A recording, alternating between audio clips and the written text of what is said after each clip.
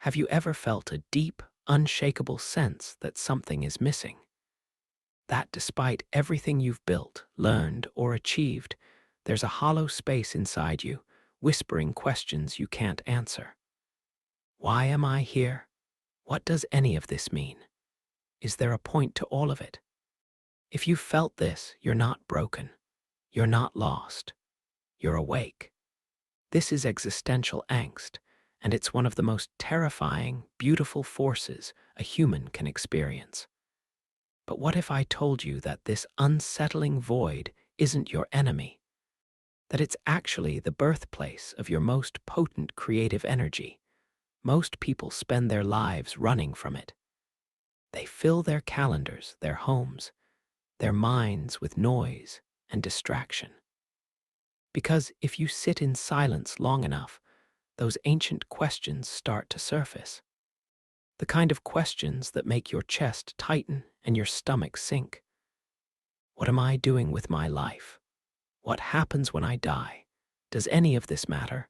It feels heavy because it is. But here's the truth. Every great artist, philosopher, and thinker who ever left a mark on this world faced these same shadows.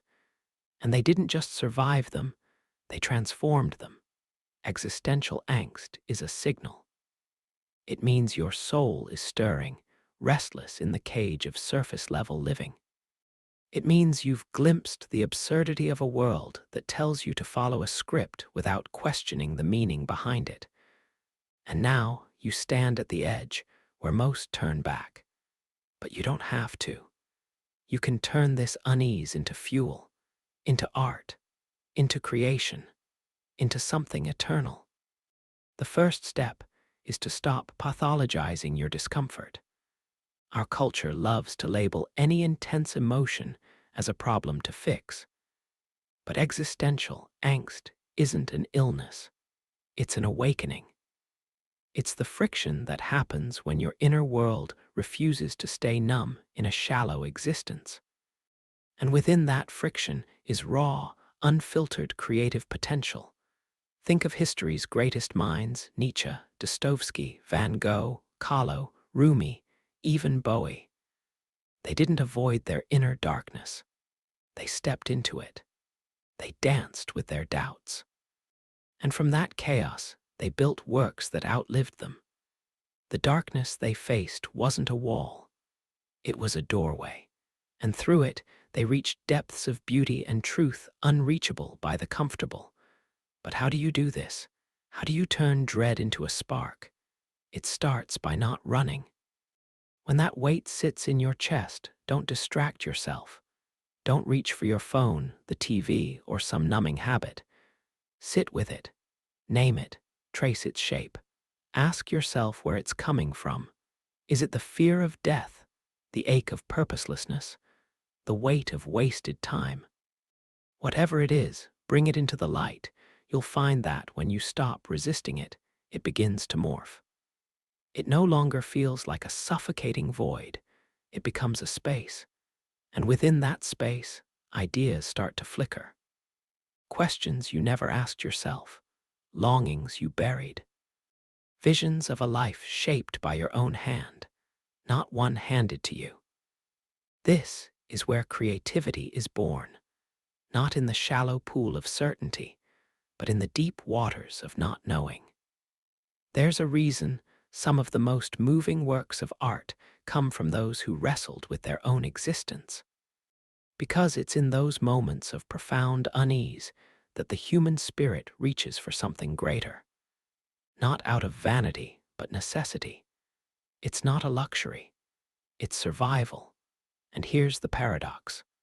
The very thing that makes life feel meaningless is the same thing that grants you absolute freedom. If nothing has inherent meaning, you are free to create your own. You are free to assign significance to your actions, your words, your creations. This isn't a burden, it's a power. And it's one most people never claim because they're too afraid of the responsibility. The next step is to channel it, not into more overthinking, but into action. Write, even if no one reads it. Paint, even if no one sees it. Build something strange and personal. Let your angst become a conversation between you and the void. And in that dialogue, you'll find pieces of yourself you didn't know existed. Some of the most hauntingly beautiful works in history were never meant for an audience. Van Gogh sold only one painting in his lifetime. Emily Dickinson kept most of her poems hidden. Yet, what they created was not wasted. It fed their souls. It turned unbearable restlessness into something tangible. And eventually, it spoke to others, to us. Your angst is a compass. It's pointing to the things you've ignored, the questions you've postponed, the art you've yet to make. Every time you feel that ache, it's not a sign you're failing at life. It's a reminder you're alive. You are not a machine built for efficiency and routine. You're a creature made for meaning. And sometimes, meaning isn't given to you. You carve it out of chaos. And that chaos, as terrifying as it feels, is fertile ground. The greatest ideas aren't born in perfect clarity, but in confusion, tension, and longing. That's where originality lives. Not in the polished, acceptable corners of your mind, but in the dark, unlit places where no one else dares to go. That's where your voice is hiding. That's where the story you were meant to tell waits. In those moments of existential crisis, ask yourself, what am I afraid to say? What part of me have I buried to fit in? What if I expressed it, not for approval, not for followers, but because the alternative is to keep it locked inside, festering? And when you start to create from that place, not for validation, not for recognition, but for survival, your work carries a pulse. People feel it, even if they can't explain why, and perhaps more importantly, you'll feel it. There's a deep, indescribable satisfaction that comes from turning pain into something beautiful. It doesn't erase the pain, but it transforms your relationship with it. It stops being a weight and becomes a tool that shapes you, sharpens you, connects you to something ancient and vast. The collective human experience of searching, of aching, of reaching. You realize you're not the first to feel this way, and you won't be the last. That the void you feel is not unique, but shared. And in that realization, there's a strange kind of comfort. A sense of kinship with every restless soul who came before you, and everyone that will come after. Your angst becomes less about you, and more about what it can awaken in others. When you offer your rawest, most honest work to the world, you create a bridge. One person's courage to face their darkness gives another permission to do the same. That's how art saves people. Not by offering answers, but by making them feel less alone in the asking. And maybe that's the point. Not to solve existence, but to express it. To leave a trail of beautiful, broken artifacts that say, I was here. I felt this too. And in that act, you grant your life its own meaning. Not one dictated by culture or creed, but one you forged in the fire of your own searching. That's where the true power lies. It's not in having the answers. It's in daring to ask the questions out loud. Now that you've started to see your existential angst as a powerful catalyst, how do you maintain this creative flow without being overwhelmed? How do you prevent the abyss from swallowing you whole, and instead use it as a launching pad for expression? The answer lies in balance. You don't have to be trapped in despair to create.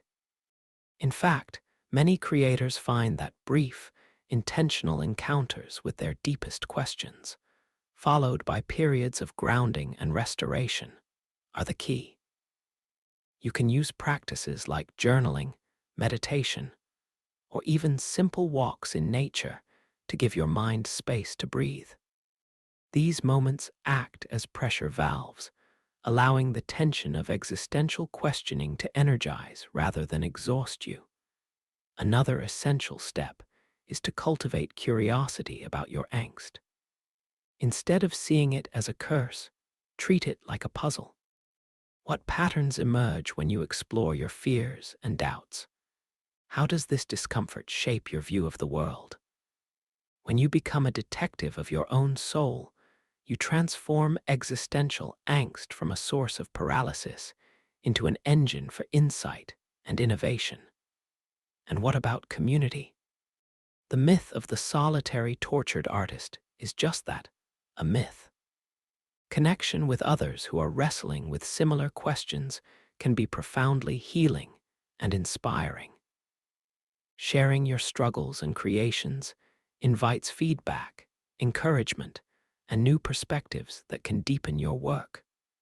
It also reminds you that you're not alone in this wild, confusing journey. Let's talk about tools, too. Some people channel their angst through music, others through painting, writing, dance, or even entrepreneurship. There is no right or wrong medium, only the one that resonates with your inner truth. The act of creation itself, regardless of skill level or outcome, is an act of rebellion against meaninglessness. It's a declaration that your experience matters and deserves to be expressed. But what if you're stuck? What if the weight feels too heavy and the well of creativity runs dry? Then lean into your discomfort differently. Sometimes creating doesn't mean producing a masterpiece. It means showing up, scribbling a few lines, playing a note, or simply sitting with your emotions and letting them flow through you. The practice is the point. Over time, those small acts build resilience, deepen your voice, and unlock new wells of creativity. Consider also the power of reframing your narrative. Instead of seeing existential angst as a burden to bear, imagine it as a gift, a secret key to unlock the richness of your inner world. What if your very sensitivity to life's uncertainties is your superpower? What if this profound questioning leads you to insights others never reach? This shift in perspective can turn dread into excitement, despair into possibility. There's also a spiritual dimension here. Many mystics and philosophers say that existential angst is the soul's cry for transcendence. It's the restless urge to connect with something beyond the self, beyond the noise of daily life. Whether you find that in nature, art, meditation, religion, or simply in the act of creating itself, answering that call feeds your creativity and nourishes your spirit. Throughout history, art born from existential questioning has changed societies, challenged norms, and inspired revolutions of thought. Your creative response to your own angst could be part of that continuum, a voice in the long conversation humanity has about meaning, suffering, and beauty. So, as you navigate your own existential questions, remember this: your angst is not a curse. It's a spark. It's the raw material of creation waiting for your hands to shape it. The discomfort is the invitation to dive deeper, to explore what lies beneath surface living, and to express your truth with bravery. Now, it's your turn. What will you create from your own experience of existential angst? How will you transform your deepest questions into your most powerful art? Share your thoughts or your creative process in the comments below. Let's start a conversation about turning our darkness into light together. Because in the end, the most profound truth we can live by is this: meaning isn't found, meaning is made, and you hold the tools to create it.